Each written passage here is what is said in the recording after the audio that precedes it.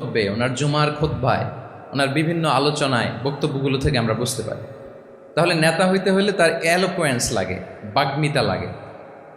একজন মানুষ সর্বপ্রথম কোন জিনিসের প্রেমে পড়ে জানেন? কথার প্রেমে পড়ে। কিসের? কথার প্রেমে পড়ে। কথার ধরন, কণ্ঠস্বর, তার অ্যাটিটিউড, তার শব্দের জাদু, এটা মানুষের হৃদয়কে জয় করে ফেলে। আল্লাহ রাসূল সাল্লাল্লাহু আলাইহি ওয়াসাল্লাম তিনি নিজেও বলেছেন, ওয়া ইন্না মিনাল বায়ানি লা সিহরা, কিছু কিছু বক্তব্যের মধ্যে জাদু আছে। তো রাসূল সাল্লাল্লাহু আলাইহি ওয়াসাল্লামের এই এলোকোয়েন্স ছিল।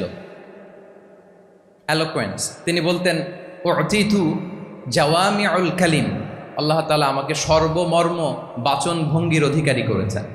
মানে উনি যেটা বলতেন এটা ছিল very precise in wording but comprehensive in meaning. Precise in wording, শব্দের বিবেচনা এটা খুবই precise and clear, but comprehensive in meaning.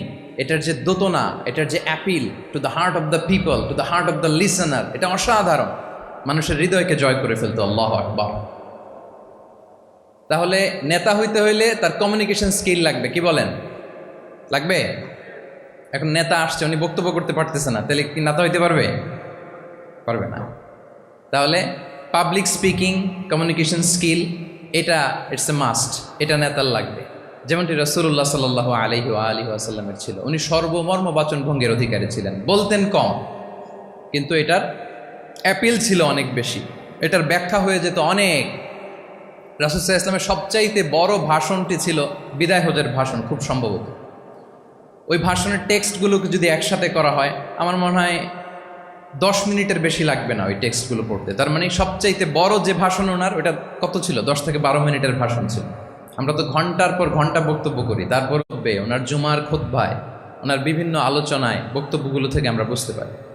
তাহলে নেতা হইতে হলে তার এলোকোয়েন্স লাগে, বাগ্মিতা লাগে।